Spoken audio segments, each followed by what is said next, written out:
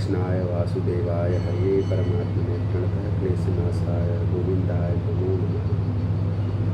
जय श्री कृष्ण, जय श्री कृष्ण, जय श्री कृष्ण, जय श्री कृष्ण।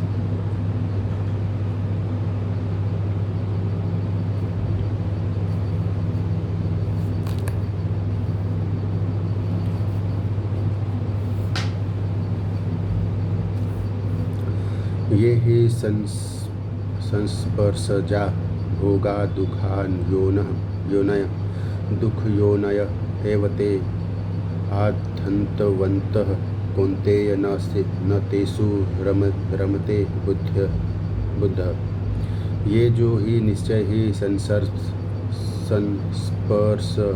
संस्पर्शजा भौतिक इंद्रियों के स्पर्श से उत्पन्न भोग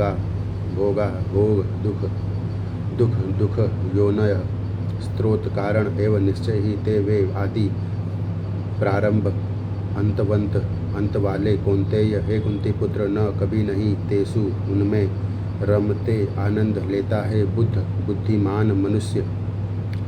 बुद्धिमान मनुष्य दुख के कारणों में भाग नहीं लेता जो कि भौतिक इंद्रियों के संसर्ग से उत्पन्न होते हैं। वे कुंती पुत्र ऐसे भोगों का आदि तथा अंत होता है, ऐसे भोगों का आदि तथा अंत होता है, अतः चतुर व्यक्ति इनमें आनंद नहीं लेता। तात्पर्य, भौतिक इंद्रिय सुख उन इंद्रियों से संस्पर्श से उद्भूत है जो नाशवान है, क्योंकि शरीर स्वयं नाशवान है। मुक्तात्मा किसी नाशवान वस्तु में रुचि नहीं रखता। दिव्य आनंद के सुखों से भली भांति अवगत वह भला मिथ्या सुख के लिए क्यों सहमत होगा।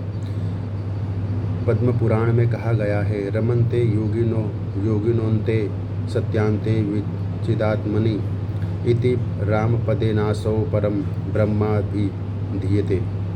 योगी जन परम सत्य में रमण करते हुए अनंत दिव्य सुख प्राप्त करते हैं, इसीलिए परम सत्य को भी राम कहा जाता है।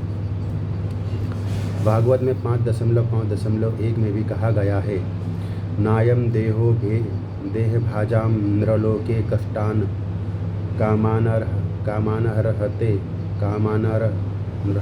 कामान रहते विड़भुजाम ये तपो दिव्यम पुत्र का येन सत्वम शुद्धयेद यस्माद ब्रह्म सौख्यम त्वनंतम।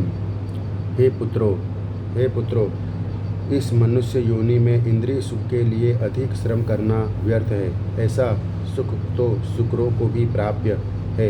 इसकी अपेक्षा तुम्हें इस जीवन में तप करना चाहिए, जिससे तुम्हारा जीवन पवित्र हो जाए और तुम असीम दिव्य सुख प्राप्त कर सको। अतः जो यथार्थ योगी या दिव्य ज्ञानी है, वे इंद्रिय सुखों की ओर आकृष्ट नहीं होते, क्योंकि ये निरंतर भवरोग के कारण है।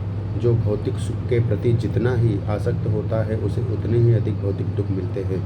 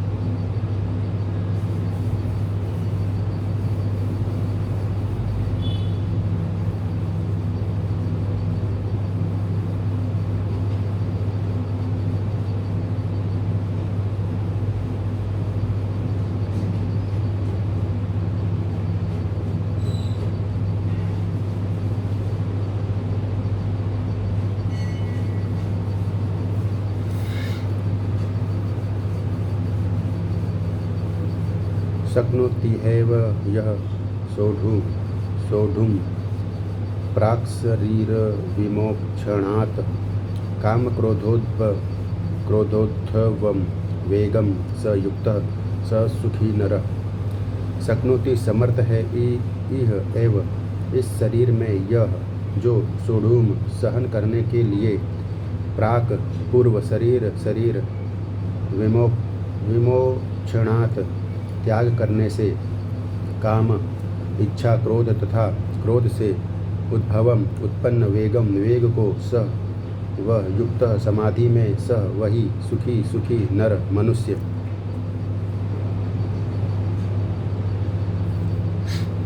यदि इस शरीर को त्यागने के पूर्व कोई मनुष्य इंद्रियों के वेगों को सहन करने तथा इच्छा एवं क्रोध के वेग को रोकने में समर्थ होता है तो वह इस संसार में सुखी रह सकता है। तात्पर्य, यदि कोई आत्म साक्षात्कार के पथ पर अग्रसर होना चाहता है तो उसे भौतिक इंद्रियों के वेग को रोकने का प्रयत्न करना चाहिए। ये वेग है वाणी वेग, क्रोध वेग, मनोवेग, उदर वेग, उपस्थ वेग तथा जिह्वा वेग। जो व्यक्ति इन विभिन्न इंद्रियों के वेगों को तथा मन को वश में करने में समर्थ है वह गोस्वामी या स्वामी कहलाता है। ऐसे गोस्वामी नितांत संयमित जीवन बिताते हैं और इंद्रियों के वेगों का तिरस्कार करते हैं। भौतिक इच्छाएं पूर्ण न होने पर क्रोध उत्पन्न होता है और इस प्रकार मन, नेत्र तथा वक्षस्थल उत्तेजित होते हैं। अतः इस शरीर का परित्याग करने के पूर्व मनुष्य को इन्हें वश में करने का अभ्यास करना चाहिए। जो ऐसा कर सकता है वह स्वरूप सिद्ध माना जाता है और आत्मा साक्षात्कार की अवस्था में वह सुखी रहता है। योगी का कर्तव्य है कि वह इच्छा तथा क्रोध को वश में करने का भरसक प्रयत्न करे।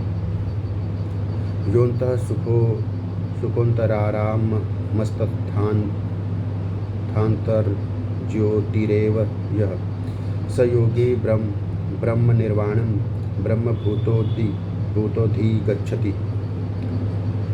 यह जो अंत सुख, अंतर में सुखी, अंत आराम, अंतर में रमण करने वाला, अंतर्मुखी तथा और अंत ज्योति भीतर लक्ष्य करते हुए एवं निश्चय ही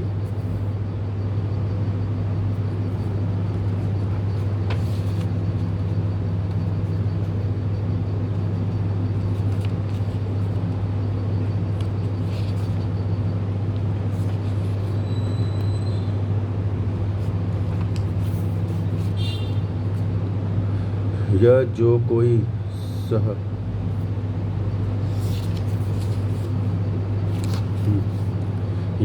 कोई सह वह योगी ब्रह्म निर्वाणम ब्रह्म में मुक्ति ब्रह्मभूत स्वरूप सिद्ध अधिगच्छति प्राप्त करता है। जो अंतकरण में सुख का अनुभव करता है, जो कर्मठ है और अंतकरण में ही रमण करता है तथा जिसका लक्ष्य अंतर्मुखी होता है वह सचमुच पूर्ण योगी है। वह परब्रह्म में मुक्ति पाता है और अंततोगत्वा ब्रह्म को प्राप्त होता है। तात्पर्य, जब तक मनुष्य अपने अंतकरण में सुख का अनुभव नहीं करता तब तक भला बाह्य सुख को प्राप्त कराने वाली बाह्य क्रियाओं से वह कैसे छूट सकता है। मुक्त पुरुष वास्तविक अनुभव द्वारा सुख भोगता है। अतः वह किसी भी स्थान में मौन भाव से बैठकर अंतकरण में जीवन के कार्यकलापों का आनंद लेता है। ऐसा मुक्त पुरुष कभी बाह्य भौतिक सुख की कामना नहीं करता। वह अवस्था ब्रह्मभूत कहलाती है जिसे प्राप्त करने पर भगवत धाम जाना निश्चित है।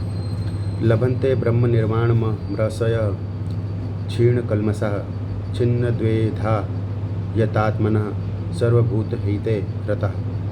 लभन्ते प्राप्त करते हैं ब्रह्म निर्वाणम मुक्ति श्रसय अंतर से क्रियाशील रहने वाले क्षीण कल्मषः समस्त पापों से रहित छिन्न निर्वृत्त होकर द्वैत से यत आत्मनः आत्म साक्षात्कार में निरत पूर्वभूत समस्त जीवों के हित कल्याण में रता लगे हुए।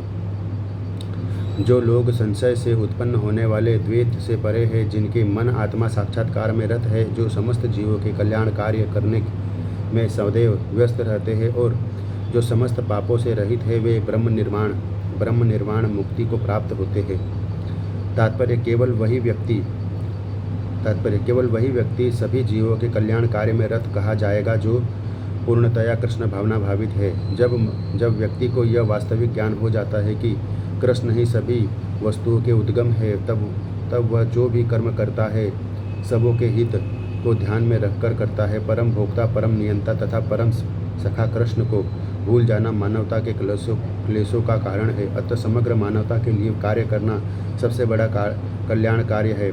कोई भी मनुष्य ऐसे श्रेष्ठ कार्य में तब तक नहीं लग पाता जब तक वह स्वयं मुक्त न हो। कृष्ण भावना भावित मनुष्य के हृदय में कृष्ण की सर्वोच्चता पर बिल्कुल संदेह नहीं रहता। वह इसीलिए संदेह नहीं करता क्योंकि वह समस्त पापों से रहित होता है। ऐसा है यह देवी प्रेम। जो व्यक्ति मानव समाज का भौतिक कल्याण करने में ही व्यस्त रहता है, वह वास्तव में किसी की भी सहायता नहीं कर सकता। शरीर तथा मन की क्षणिक खुशी संतोषजनक नहीं होती। जीवन संघर्ष में कठिनाइयों का वास्तविक कारण मनुष्य द्वारा परमेश्वर से अपने संबंध की विस्मृति में ढूंढा जा सकता है।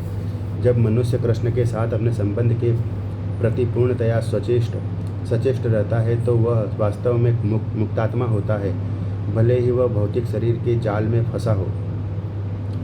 काम क्रोध विमुक्तानाम यतीनाम यतचेतसाम अभितो ब्रह्म निर्वाणम व्रतते विदितात्मनाम।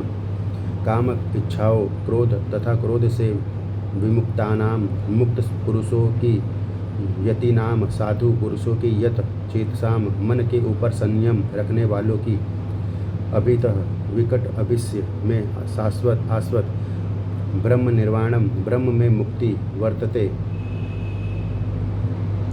होती है, विदित आत्मनाम स्वरूप सिद्धों की।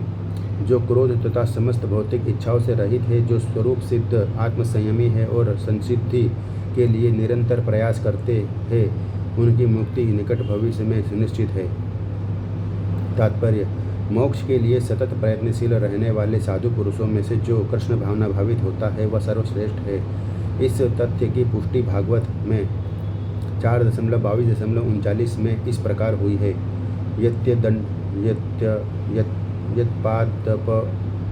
यत्पादपकंज पलास विलास भक्तिया कर्माशयम ग्रथितमुद ग्रथयन्ति सन्तः तद्वन्न रिक्तमतयो यतयोपि रुद्ध स्त्रोतो गणास्तमरणं भज वासुदेवम।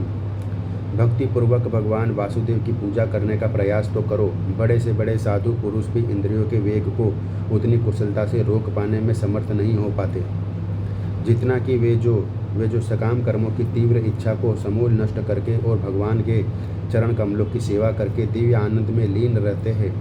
बद्ध जीव में कर्म के फलों को भोगने की इच्छा इतनी बलवती होती है कि ऋषियों मुनियों तक के लिए कठोर परिश्रम के बावजूद ऐसी इच्छाओं को वश में करना कठिन होता है। जो भगवत भक्त कृष्ण चेतना में निरंतर भक्ति करता है और आत्म साक्षात्कार में सिद्ध होता है, वह शीघ्र ही मुक्ति प्राप्त करता है। आत्म साक्षात्कार का पूर्ण ज्ञान होने से वह निरंतर समाधिस्थ रहता है। ऐसा ही एक उदाहरण दिया जा रहा है। दर्शन ध्यान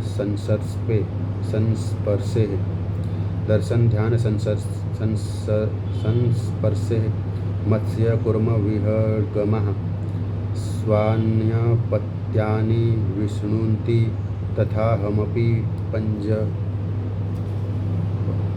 पद्मज। मछली, कछुआ तथा पक्षी केवल दृष्टि, चिंतन तथा स्पर्श से अपनी संतानों को पालते हैं। हे पद्मज, मैं भी उसी तरह करता हूँ। मछली अपने बच्चों को केवल देखकर बड़ा करती है। कछुआ केवल चिंतन द्वारा अपने बच्चों को पालता है। कछुआ अपने अंडे स्थल में देता है और स्वयं जल में रहने के कारण निरंतर अंडों का चिंतन करता है। इसी प्रकार भगवत भक्त भगवत धाम से दूर स्थित रहकर भी भगवान का चिंतन करके कृष्ण भावनामृत द्वारा उनके धाम पहुंच सकता है। उसे भौतिक क्लेशों का अनुभव नहीं होता। यह जीवन अवस्था ब्रह्म निर्वाण अर्थात भगवान में निरंतर लीन रहने के कारण भौतिक कष्टों का अभाव कहलाती है। स्पर्शान् कृत्वा बहिर्बाह्याश्चक्षुस्वेवान्तरे भ्रुवोः प्राणापानो समो कृत्वा नासाभ्यन्तरचारिणो यतेन्द्रिय मनोबुद्धिर्मु निर्मोक्षपरायणः विगतेच्छा भय क्रोधो यः सदा मुक्त एव सः। स्पर्शान इंद्रिय विषयों तथा ध्वनि को कृत्वा करके वही बाहरी बाह्यान अनावश्यक चक्षु आँखें च भी एवं निश्चय ही अंतरे मध्य में भ्रुवों भुवों के प्राण अपानो ऊर्ध्व तथा अधोगामी वायु समो रुद्र कृत्वा करके नास अभ्यंतर नथुनों के भीतर चारिणों चलने वाले यत संयमित इंद्रियां मन बुद्धि मुनि योगी मोक्ष के लिए परायण तत्पर विगत परित्याग करके इच्छाएं भय डर क्रोध यह जो सदैव मुक्त एवं निश्चय ही सह व समस्त इंद्रिय विषयों को बाहर करके दृष्टि को भौहों के मध्य में केंद्रित करके प्राण तथा अपान वायु को नथुनों के भीतर रोक कर इस तरह मन इंद्रियों तथा बुद्धि को वश में करके जो मोक्ष को लक्ष्य बनाता है वह योगी इच्छा भय तथा क्रोध से रहित हो जाता है। जो निरंतर इस अवस्था में रहता है वह अवश्य ही मुक्त है। तात्पर्य कृष्ण भावनामृत में रत होने पर मनुष्य तुरंत ही अपने आध्यात्मिक स्वरूप को जान लेता है। इसके पश्चात भक्ति के द्वारा वह परमेश्वर को समझता है। जब मनुष्य भक्ति करता है तो वह दिव्य स्थिति को प्राप्त होता है और अपने कर्म क्षेत्र में भगवान की उपस्थिति का अनुभव करने योग्य हो जाता है। यह विशेष स्थिति मुक्ति कहलाती है। मुक्ति विषयक उपर्युक्त सिद्धांतों का प्रतिपादन करके श्री भगवान अर्जुन को यह शिक्षा देते हैं कि मनुष्य किस प्रकार अष्टांग योग का अभ्यास करके इस स्थिति को प्राप्त होता है। यह अष्टांग योग 8 विधियों यम नियम आसन प्राणायाम प्रत्याहार धारणा ध्यान तथा समाधि में विभाजित है। छठे अध्याय में योग के विषय में विस्तृत व्याख्या की गई है। 5वें अध्याय में अंत में तो इसका प्रारंभिक विवेचन ही दिया गया है। योग के प्रत्याहार विधि से शब्द स्पर्श रूप स्वाद तथा गंध का निराकरण करना होता है और तब दृष्टि को दोनों भौहों के बीच लाकर अध खुली पलकों से उसे नासाग्र पर केंद्रित करना पड़ता है। आंखें को पूरी तरह बंद करने से कोई लाभ नहीं होता, क्योंकि तब सो जाने की संभावना रहती है। न ही आंखों को पूरा खुला रखने से कोई लाभ है, क्योंकि तब तो इंद्रिय विषयों द्वारा आकृष्ट होने का भय बना रहता है। नथुनों के भीतर श्वास की गति को रोकने के लिए प्राण तथा अपान वायु को सम किया जाता है। ऐसे योगाभ्यास में से मनुष्य अपने इंद्रियों के ऊपर नियंत्रण प्राप्त करता है, बाह्य इंद्रिय विषयों से दूर रहता है और अपनी मुक्ति की तैयारी करता है। इस योग विधि से मनुष्य समस्त प्रकार के भय तथा क्रोध से रहित हो जाता है और परमात्मा की उपस्थिति का अनुभव करता है। दूसरे शब्दों में कृष्ण भावनामृत योग के सिद्धांतों को संपन्न करने की सरलतम विधि है। अगले अध्याय में इसकी विस्तार से व्याख्या होगी, किंतु कृष्ण भावना भावित व्यक्ति सदैव भक्ति में लीन रहता है, जिससे उसकी इंद्रियों के अन्यत्र प्रवृत्त होने का भय नहीं रह जाता। अष्टांग योग की अपेक्षा इंद्रियों को वश में करने की यह अधिक उत्तम विधि है।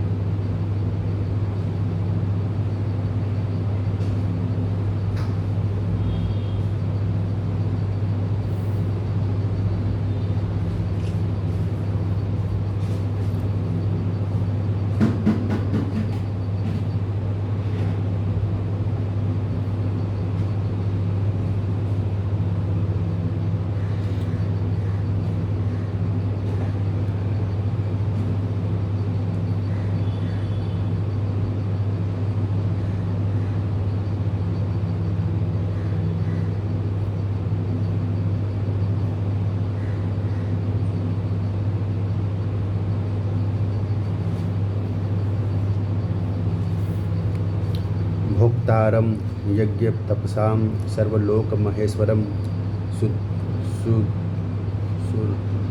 सुहृदं सर्वभूतानां ज्ञात्वा मां शांतिं रक्षति। भोक्तारम भोगने वाला, भोक्ता, यज्ञ यज्ञ, तपसाम तपस्या का, सर्वलोक संपूर्ण लोकों तथा उनके देवताओं का, महाईश्वरम परमेश्वर, सुहृदय उपकारी, सुहृदयम उपकारी, सर्व समस्त भूता नाम जीवों का, ज्ञातवा इस प्रकार जानकर, माम मुझको कृष्ण को शांतिम भौतिक यातना से मुक्ति, त्रच्छति प्राप्त करता है। मुझे समस्त यज्ञों तथा तपस्याओं का परम भोक्ता, समस्त लोकों तथा देवताओं का परमेश्वर एवं समस्त जीवों का उपकारी एवं हितैषी जानकर मेरे भावनामृत से पूर्ण पुरुष भौतिक दुखों से शांति लाभ करता है। तात्पर्य: माया के वशीभूत सारे बद्धजीव इस संसार में शांति प्राप्त करने के लिए उत्सुक रहते हैं, किंतु भगवद गीता के इस अंश में वर्णित शांति के सूत्र को वे ही जानते। शांति का सबसे बड़ा सूत्र यही है कि भगवान कृष्ण समस्त मानवीय कर्मों के भोक्ता है। मनुष्य को चाहिए कि प्रत्येक वस्तु भगवान की दिव्य सेवा में अर्पित कर दे, क्योंकि वे ही समस्त लोकों तथा उनमें रहने वाले देवताओं के स्वामी हैं। उनसे बड़ा कोई नहीं है। वे बड़े से बड़े देवता शिव तथा ब्रह्मा से भी महान है।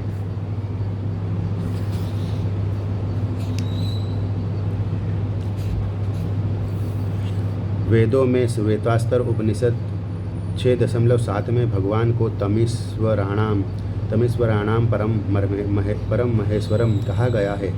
माया के वशीभूत होकर सारे जीव सर्वत्र अपना प्रभुत्व जताना चाहते हैं, लेकिन वास्तविकता तो यह है कि सर्वत्र भगवान की माया का प्रभुत्व है। भगवान प्रकृति माया के स्वामी है और बद्धजीव प्रकृति के कठोर अनुशासन के अंतर्गत है। जब तक कोई इन तथ्यों को समझ नहीं लेता, तब तक संसार में व्यष्टि या समष्टि रूप से शांति प्राप्त कर पाना संभव नहीं है। कृष्ण भावनामृत का यही अर्थ है। भगवान कृष्ण परमेश्वर है तथा देवताओं सहित सारे जीव उनके आश्रित है। पूर्ण कृष्ण भावनामृत में रहकर ही पूर्ण शांति प्राप्त की जा सकती है। यह 5वां अध्याय कृष्ण भावनामृत की, जिसे सामान्यतया कर्मयोग कहते हैं, व्यावहारिक व्याख्या है। यहाँ पर इस प्रश्न का उत्तर दिया गया है कि कर्मयोग से मुक्ति किस तरह प्राप्त होती है। कृष्ण भावनामृत में कार्य करने का अर्थ है परमेश्वर के रूप में भगवान के पूर्ण ज्ञान के साथ कर्म करना। ऐसा कर्म दिव्य ज्ञान से भिन्न नहीं होता। प्रत्यक्ष कृष्ण भावनामृत भक्ति योग है और ज्ञान योग वह पथ है जिससे भक्ति योग प्राप्त किया जाता है। कृष्ण भावनामृत का अर्थ है परमेश्वर के साथ अपने संबंध का पूर्ण ज्ञान प्राप्त करके कर्म करना, और इस चेतना की पूर्णता का अर्थ है कृष्ण या श्री भगवान का पूर्ण ज्ञान। शुद्ध जीव भगवान के अंश रूप में ईश्वर का शाश्वत दास है। वह माया पर प्रभुत्व जताने की इच्छा से ही माया के संपर्क में आता है और यही उसके कष्टों का मूल कारण है। जब तक यह पदार्थ के संपर्क में रहता है, उसे भौतिक आवश्यकताओं के लिए कर्म करना पड़ता है, किंतु कृष्ण भावनामृत उसे पदार्थ की परिधि में स्थित होते हुए भी आध्यात्मिक जीवन में ले आता है, क्योंकि भौतिक जगत में भक्ति का अभ्यास करने पर जीव का दिव्य स्वरूप पुनः प्रकट होता है। जो मनुष्य जितना ही प्रगत है, उसे उतना ही पदार्थ के बंधन में मुक्त रहता है। भगवान किसी का पक्षपात नहीं करते। यह तो कृष्ण भावनामृत के लिए व्यक्तिगत व्यवहारिक कर्तव्य पालन पर निर्भर करता है, जिससे मनुष्य इंद्रियों पर नियंत्रण प्राप्त करके इच्छा तथा क्रोध के प्रभाव को जीत लेता है। और जो कोई उपर्युक्त कामेच्छाओं को वश में करके कृष्ण भावनामृत में दृढ़ रहता है, वह ब्रह्म निर्वाण या दिव्य अवस्था को प्राप्त होता है। कृष्ण भावनामृत में अष्टांग योग पद्धति का स्वमेव अभ्यास होता है, क्योंकि इससे अंतिम लक्ष्य की पूर्ति होती है। यम नियम, आसन, प्राणायाम, प्रत्याहार, धारणा, ध्यान तथा समाधि के अभ्यास द्वारा धीरे धीरे प्रगति हो सकती है, किंतु भक्ति योग में तो ये प्रस्तावना के रूप में, क्योंकि केवल इसी से मनुष्य को पूर्ण शांति प्राप्त हो सकती है। यही जीवन की परम सिद्धि है। इस प्रकार श्रीमद् भगवद गीता के 5वें अध्याय कर्म योग कृष्ण भावना भावित कर्म का भक्ति वेदांत तात्पर्य पूर्ण हुआ। जय श्री कृष्ण।